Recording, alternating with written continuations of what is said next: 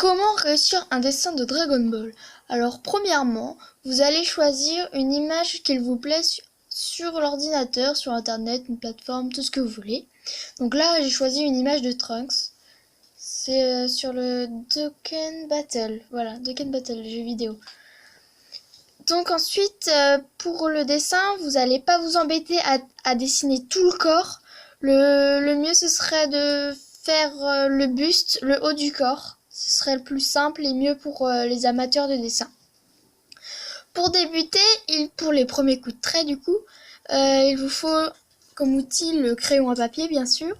Donc sur une feuille, vous faites un petit croquis de votre personnage que vous avez choisi.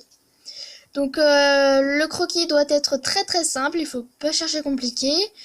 Les traits doivent signifier la tête, les bras, le corps, les mains. Il y a certains traits qui correspondent au nez, la bouche, les yeux.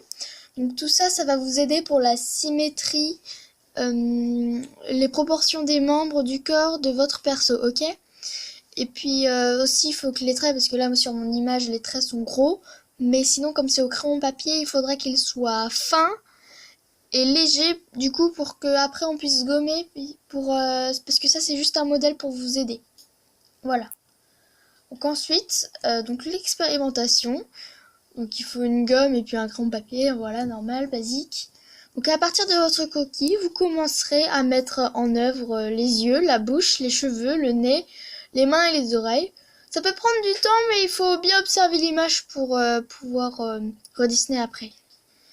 Donc après, il faut donc dessiner les traits du visage, puis les traits du vêtement, les cheveux. Donc là, on part un petit peu sur un peu plus de détails.